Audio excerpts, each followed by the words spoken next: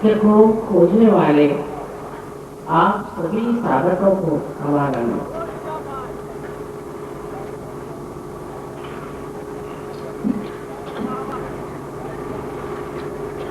पूर्व जन्म के अनेक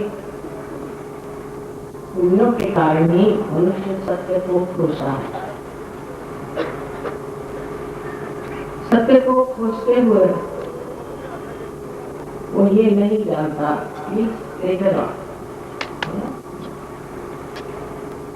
वो ये नहीं जानता कि सत्य क्या, किंतु अंदर से एक जबरदस्त भावना जागरूक हो, विशेषकर विदेश में ये भावना बड़ी जबरदस्त अंदर से मिलाने वाली, पकाने वाली, ऐसी कुछ अजीब सी तीव्र इच्छा लोगों में होती। ये सब लोग जो है पूर्व जन्म के साधक इन्हीं कमरों में खोजते रहे कि सत्य क्या है। और ये हमारे शास्त्रों में वर्णित है कि घोर कलयुग में ही ये जो लोग इन कमरों में अपने आत्मा को खोज रहे हैं वो संसार में आकर के एक गृहस्थ के स्वरूप में रहे और इन गृहस्थों को ही यह आत्मज्ञान प्राप्त हो। ये विधि का लिखित नाड़ी ग्रंथ नाम का जो ग्रंथ प्रभु मुनि ने लिखा था, उसमें उन्होंने स्पष्ट रूप से ये बात की है, इस कलयुग में ही आपको ये प्राप्त होगा। इसलिए आप देखते हैं कि लोक संख्या भी बढ़ी है, कारण बहुत से लोगों ने इस कलयुग में जन्म लिया। हालांकि कलयुग इतनी भयंकर चीज है, इसमें जन्म लेने की इच्छा भी करना हमें आश्चर्य की बात, किंतु इसी एक वजह से लोगों ने जन्म लिया कि हमें सत्य का ज्ञान मिले। लेकिन जन्म के बाद वो भूल गए कि उन्होंने यहाँ क्यों जन्म लिया, उसकी क्या वजह। ऐसी दुनिया में यहाँ पर चोरी मकारी डकैती हर तरह का काला धंधा, हर तरह की हिंसा, हर तरह की दुष्ट बुद्धियां काम करेंगी। ऐसे कलयुग में जन्म लेना हमें बड़ी कमाई की है। आपसे भी बढ़ के प्रदेश में बहुत ज्यादा कलयुग का असर, बहुत। हम बैठे बैठे ये सोचते हैं कि प्रदेश के लोग बड़े आराम से हैं और प्रदेश चले जाएं तो बड़ा सुख मिलेगा, और ये ऐसी कोई बात। वहाँ जो हालत है उसका तो वर्णन ही नहीं कर, गिरी हुई हालत में गिरे हुए लोग वहाँ जन्म दिए हैं। कल मैंने बताया था जैसे कि एक औरत ने अपने 2 छोटे बच्चे अपनी गाड़ी में डाल के धो दिए और सबसे कहा कोई आदमी आया हमारी गाड़ी। इससे पहले का जमाना ये था कि कितने देश हम जीतते हैं, कहाँ कहाँ राज करते हैं। हिटलर ने आकर के सबका ठिकाना कर, हिटलर के बाद जरा धक्का बैठा लो, ये तो भाई सवाल। इसमें तो जहाँ जहाँ आप अपनी सत्ता ढूंढने जाते हैं, सत्ता के पीछे दौड़ते हैं, वहाँ वहाँ एक परेशानी हो जाती है। करते करते न जाने कितने ही लोग मर गए, युद्ध हो गए, और इससे भी लोग सजग हो कि अब सत्ता के पीछे मिलेगा। सत्ता के पीछे दौड़ने से जो हालत हुई है तो इतनी खराब, न जाने कितने लोग मर गए, औरतें विधवा हो गई, बच्चे अनाथ हो गए, और सारी दुनिया की जो मूल्यवान तत्व थे वो सारे डूब। तो अब सत्ता के पीछे दौड़ना ठीक नहीं, तो अब दूसरा लगा के पैसे के पीछे दौड़ो। इसके बाद पैसे के पीछे दौड़ना शुरू करते हैं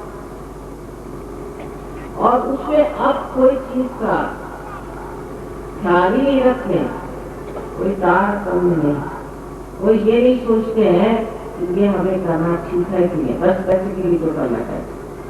चाहे अपनी बहन की तरफ बेचनी चाहे, चाहे अपनी माँ को रास्ते पर खड़ा करना चाहे, चाहे अपने माँ बाप को घर से निकाल दिया जाए, चाहे जो भी कर,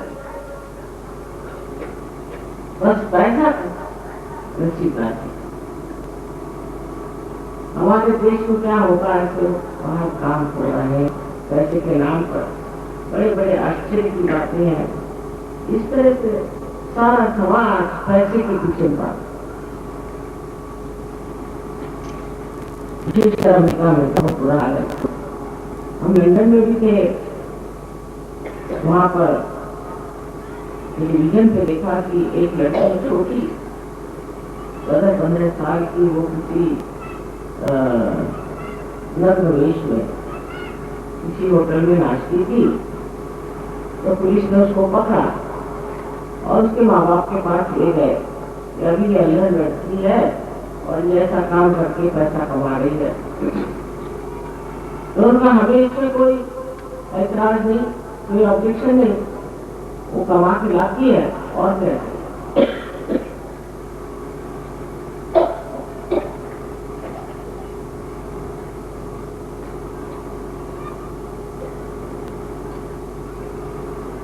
और इस चीज को समझ गए, पुलिस वाले ने छोड़ दिया, चलो माँ बाप राजी तो हम क्या करें।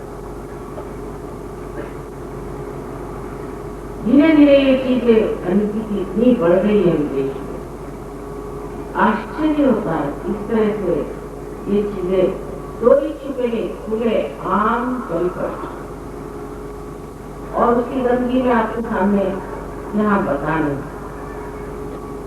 तो जब आप पैसे के पीछे लग गए तो आप एक दूसरे मार्ग पे चल पड़े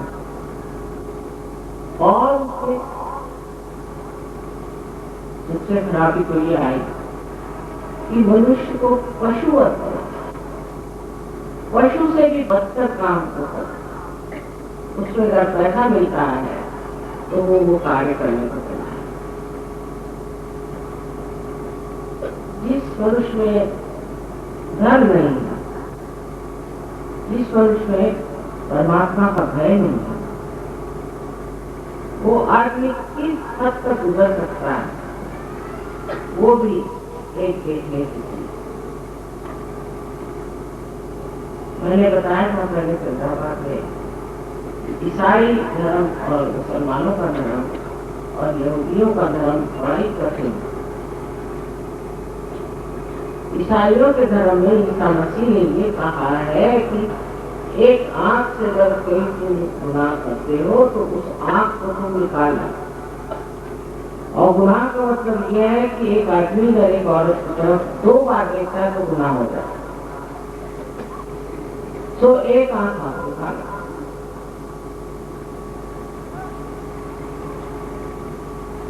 उसके बाद दूसरी आंख को भी निकाल डालो। अगर आपका हाथ पर कोई गुनाह करता है तो आप हाथ काट डालो। मैंने तो कोई भी ईसाई आज तक हाथ काटे देखे, क्योंकि ये वो कर ही नहीं सकते। अपने ही आप से कौन कहेगा कि मैंने गुनाह किया, चलो मैं हाथ काट दूं। तो फिर मोहम्मद साहब ने सोचा क्योंकि ये दोनों बहुत ऊंचे लोग, उनको क्या मालूम इंसान की क्या है। तो उन्होंने बताया कि साहब इससे नहीं होने वाला, उनका तुम अगर गुनाह करते हो तो दूसरे तुम्हारे हाथ निकालना, तुम अगर चोरी करते हैं तो दूसरे तुम्हारे हाथ काटना।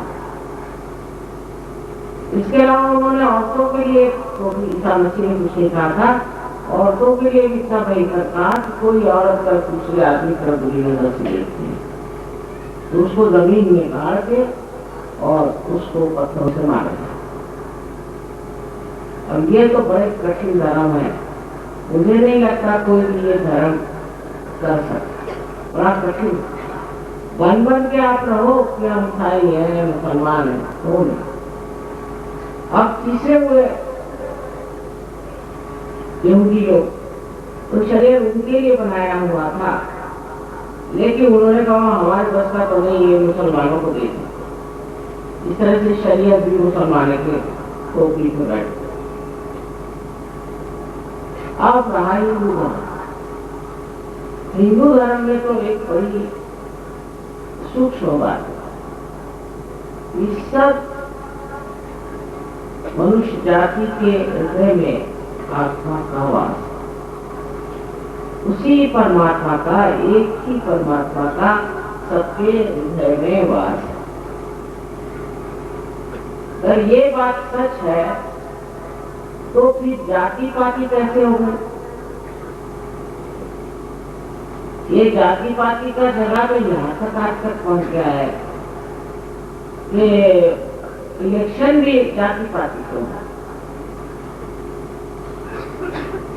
अब जाति के लिए कहा जाता है, देवी के लिए, या देवी सर्वभूतेषु जाति रूपेण संस्थिता।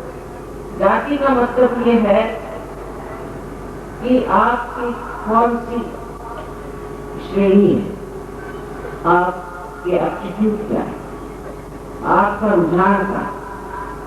जिस आदमी का रुझान परमात्मा की ओर है उसको ब्राह्मण माना जाता है, जिसका रुझान सत्ता की ओर है उसे क्षत्रिय माना जाता है, और जिसका रुझान वाणिज्य पे है उसे बनिया जाना जाता था, वैश्य माना जाता था, और जिसका रुझान छोटी मोटी सेवाएं करने का है ऐसों को शूद्र माना। ये रुझान की बात, ये नहीं कि किसी का बेटा कौन हो और कौन करे। जैसे कि पहले ब्राह्मण का बेटा हुआ तो ब्राह्मण हो नहीं सकता, आजकल तो ब्राह्मण राजपूत जैसे राज कर रहे, वो कौन भिक्षु की कर रहे। लेकिन जाति का बड़ा बंधन अभी लोगों में, जाति के प्रति बहुत ज्यादा विश्वास, हम इस जात के हैं, वो इस जात का है, वो ये काम करता है, वो ये काम करता है, और तो उसकी जात क्या है ये पता है, वो काम क्यों करता है, उसकी जाति का पता है। और जात को लेकर लड़ाई झगड़ा मारा मारी सब कुछ। मैं कहती हूँ ये तो बिल्कुल ही हिंदू धर्म के पक्का विरोध में, बिल्कुल। इसके और मिसाल कृष्ण ने अपनी जो गीता लिखवाई वो किससे लिखाई? व्यास। व्यास ने, व्यास कौन थे? एक भिन्न के विषयभूमन के लड़के थे, और वो भी इलीगल पार्टी से नहीं हुए, शादीशुदा औरत नहीं थी। ऐसे औरत के लड़के से उन्होंने इतनी महान चीज माने गीता लिखा। श्री राम ने नीली के, आप शायद कभी कोई नीली देखी है कि हम उसे जानते हैं, क्योंकि मध्य प्रदेश के रहने वाले हैं, और बिल्कुल जाहिल लोगों को भी एक बुढ़िया बीनी के झूठे बेर खाए नहीं, उसका वर्णन किया और अपनी बीवी को भी दिया। सीताजी के कहा कितना पे देखो कितना सुंदर, लक्ष्मण जी भी मांगने लगे। श्री कृष्ण जो है वो विदुर के घर जाकर के खाना खाते। विदुर एक दासी पुत्र, किंतु वो आत्मज्ञानी थे, तो विदुर के घर वो खाना खाते थे, दुर्योधन के घर में नहीं।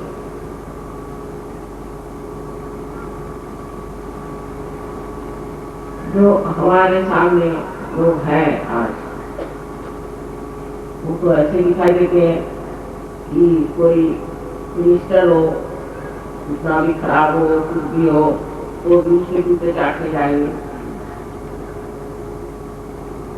कोई अपना तत्व या कोई अपना स्वाभिमान तो नहीं। ये क्या हिंदू धर्म हो सकता?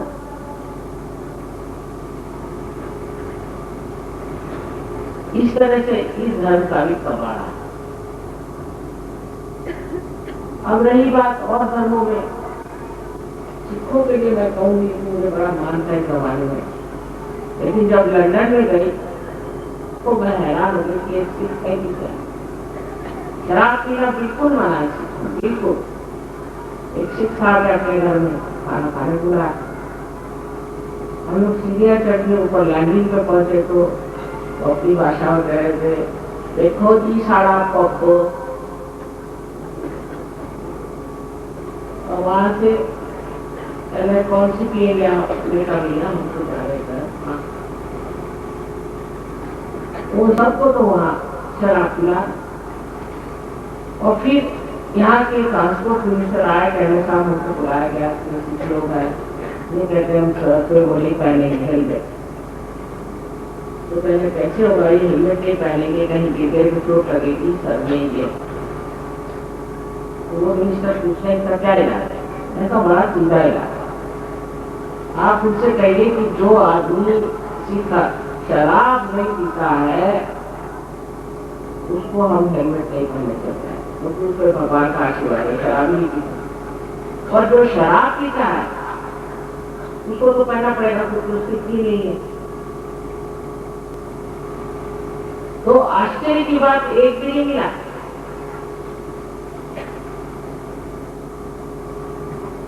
तो इससे जाहिर है कि आप किसी भी धर्म का नाम लेकर तो चले, धर्म अंदर जागरूक होना। बाहर से जो हमें धर्म दिखाई देता है वो धर्म है नहीं, क्योंकि हम कोई सा भी बात कर सकते, कोई से भी गलत काम कर सकते हैं। समझ का मतलब है आपके अंदर पैदा हुआ जो सोच।